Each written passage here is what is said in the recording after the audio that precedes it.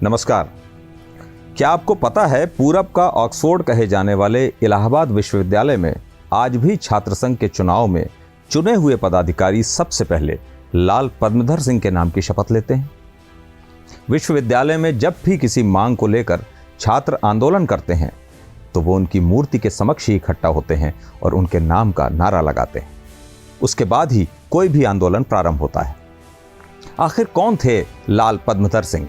आखिर विश्वविद्यालय में अध्ययनरत छात्रों के लिए वो इतने महत्वपूर्ण क्यों हैं? तो आज आजादी के मतवाले सीरीज में हम जानेंगे विंध्य के एक ऐसे महान क्रांतिकारी के बारे में जिन्होंने सीने पर गोली खाई पर अंतिम सांस तक तिरंगे को झुकने नहीं दिया। लाल पद्मधर सिंह का जन्म वर्ष 1913-1914 में तत्कालीन रीवा रियासत के सतना कृपालपुर में बघेलों से संबंधित इलाकेदार परिवार में हुआ था।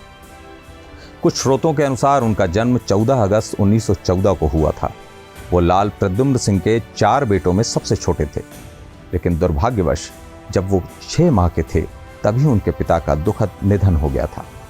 1857 की क्रांति के समय विंध्य के प्रमुख क्रांतिकारी ठाकुर रणमत सिंह के प्रमुख सहयोगियों में से एक लाल धीर सिंह रिश्ते में उनके बाबा लगते थे।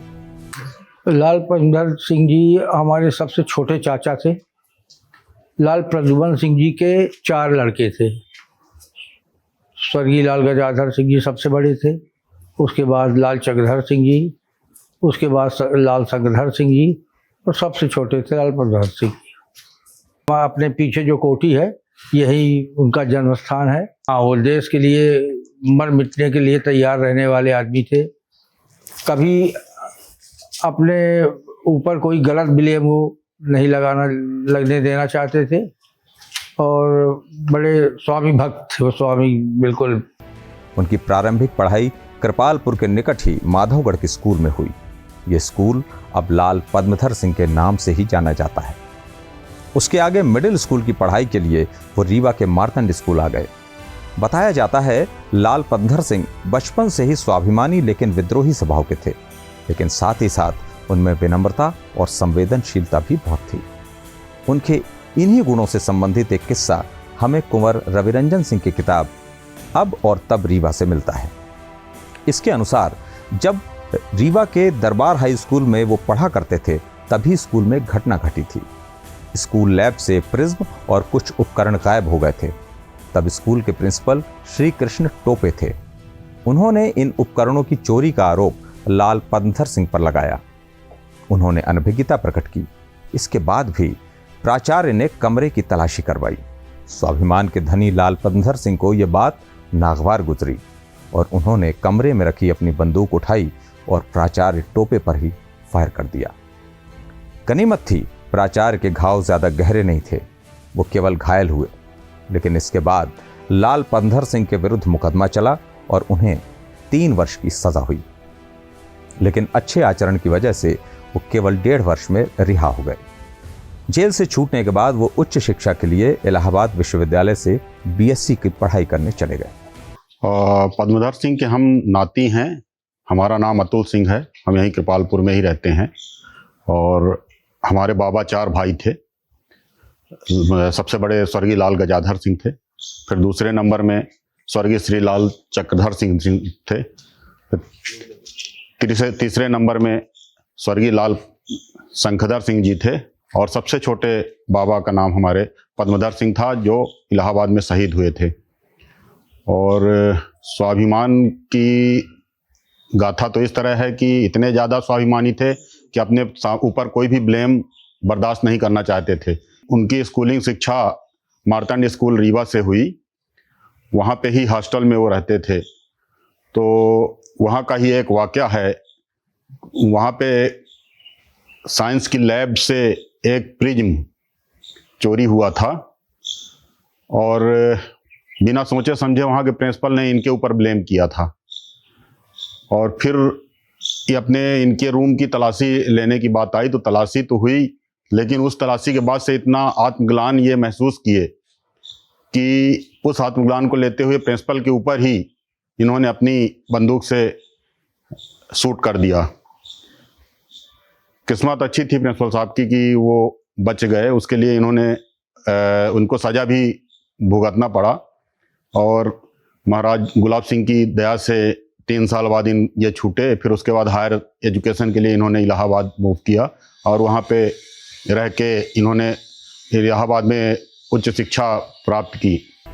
इसी बीच 9 अगस्त 1942 को महात्मा गांधी ने मुंबई के ग्वालियर टैंक मैदान में अंग्रेजों के विरुद्ध भारत छोड़ो आंदोलन की शुरुआत की और करो या मरो का नारा दिया।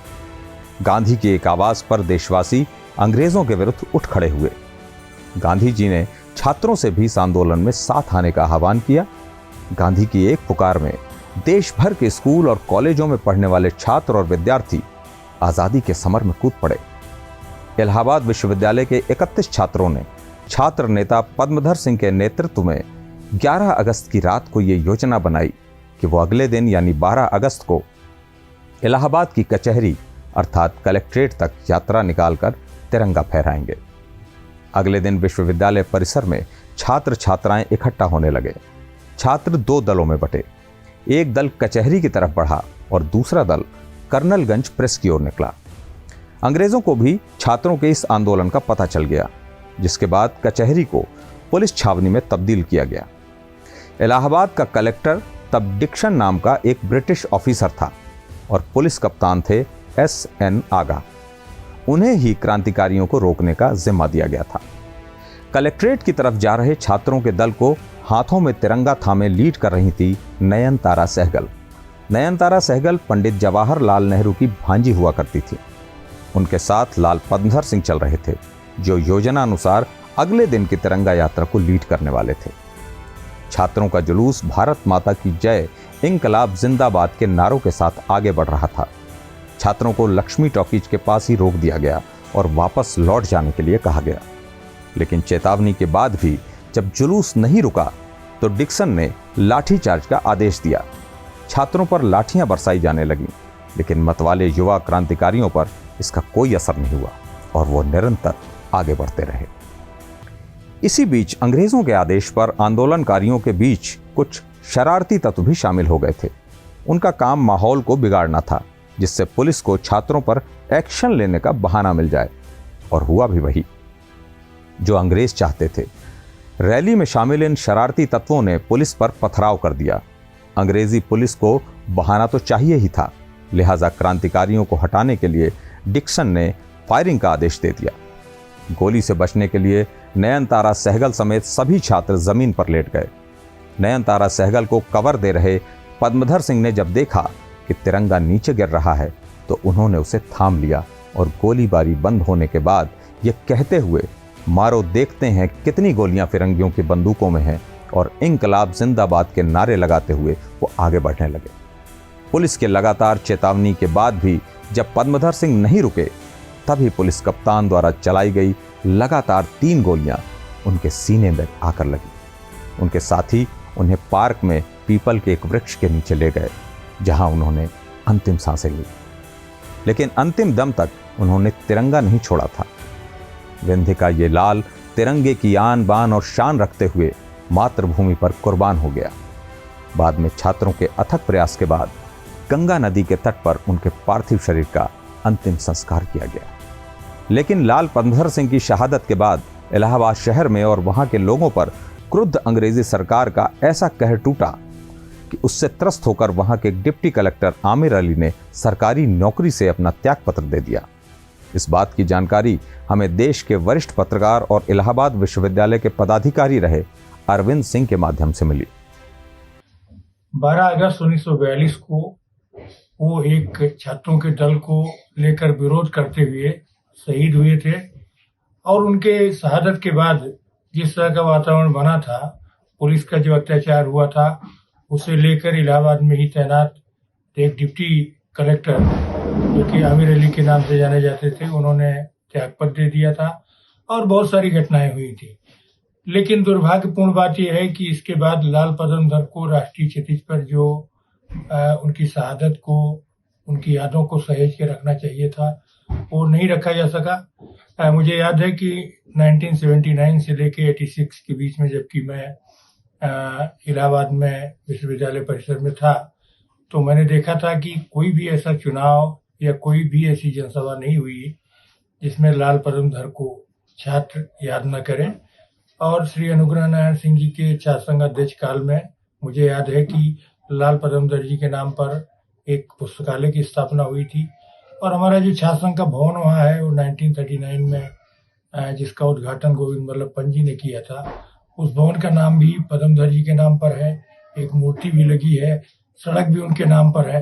लेकिन अगर कुल मिलाकर के देखें तो राष्ट्रीय क्षितिज पर उनको नए सिरे से नई भूमिका के साथ याद करने की जरूरत है। और क्योंकि वो छात्र और युवा तबके के वो सबसे बड़े नायकों में से एक थे, तो मुझे लगता है कि उनकी यादों को और अधिक सहेजने की जरूरत है। विंध्य के इस लाल के शहादत की खबर यहाँ रीवा में 2 दिन बाद यानी 14 अगस्त को आई। इस खबर ने विंध्य के युवाओं को उद्वेलित कर दिया। यहाँ के युवा लाल पद्मधर सिंह को अपना आदर्श मानकर क्रांति के समरांगण में अमर शहीद बनने के लिए कूद पड़े और विंध्य में भारत छोड़ो आंदोलन की ज्वाला धधक उठी। कहते हैं इलाहाबाद में पढ़ने के दौरान उनके घर वाले उनकी शादी के लिए उन पर दबाव डालते थे, लेकिन वो हर बार मना कर देते थे। अपनी माँ की मृत्यु के बाद उन्होंने भारत माँ को अपनी माँ मान लिया था और जब तक ये माँ गुलामी की बेड़ियों में जकड़ी है वो विवाह कैसे कर सकते हैं। अपने मन की इस दुविधा को वो अपने मित्र लक्ष्मीकांत मिश्र को 7 अगस्त 1942 को लिखे एक पत्र से व्यक्त करते हैं कि माँ के जीवित रहते वो दुविधा में थे, लेकिन अब वो पूरी तरह खुद को देश के लिए समर्पित कर देंगे। लाल पद्मधर सिंह की शहादत के इतने वर्षों बाद भी उनकी तपिश आज भी महसूस की जा सकती है। इसी का परिणाम है इलाहाबाद विश्वविद्यालय के छात्र आज भी उन्हें अपना आदर्श मानते हैं। लेकिन फिर भी भारतवर्ष के वृहद इतिहास में लाल पद्मधर सिंह भुला दिए गए, लेकिन विंध्य की माटी ने उन्हें नहीं भुलाया। रीवा के ठाकुर रणमत सिंह कॉलेज के परिसर में उनकी एक प्रतिमा लगी है। रीवा नगर निगम के बगल में ही उनके नाम से एक पार्क भी है जो कई आंदोलनों का साक्षी रहा है। ऐसा ही एक पार्क कृपालपुर सतना में है। रीवा रोड सतना में स्थित गवर्नमेंट पीजी कॉलेज का नाम भी लाल पद्मधर सिंह के नाम पर ही रखा गया है। ऑल इंडिया कांग्रेस कमेटी ने अमर शहीद की इस शहादत को नमन करते हुए तत्कालीन अध्यक्ष अबुल कलाम आज़ाद के नेतृत्व में उनके परिजनों को सम्मान स्वरूप चांदी की एक शील्ड दी थी, जो आज भी उनके वंशज लाल पीयूष सिंह के पास सुरक्षित रखी है। शील्ड जो है ये हमारे पापा श्री लाल पद्मधर सिंह के शहीद होने के एवज में उनकी बलिदान को याद करते हुए आज़ादी के बाद एक ऑल इंडिया कांग्रेस कमेटी की मीटिंग के दौरान हमारे पिताजी को श्री लाल सुरेंद्र सिंह जी को बुला करके इलाहाबाद में, उस समय जो ऑल इंडिया कांग्रेस कमेटी के प्रेसिडेंट थे श्री अब्दुल कलाम आज़ाद, उन्होंने उनको ये प्रेजेंट किया था और उसके बाद से ये शील अभी तक हमारे घर में है। 11 मार्च 1958 को प्रयाग में लाल पद्मधर सिंह के आत्म बलिदान को याद करते हुए कविवर सुमित्रा नंदन पंत ने कहा था, स्वतंत्रता की नींव आत्म त्याग पर आधारित है। लाल पद्मधर सिंह का नाम हमारे स्वतंत्रता संग्राम के इतिहास में सदैव अंकित रहेगा। वे स्वतंत्रता के लिए अपनी अनथक समर्पण की भावना के प्रतीक हैं।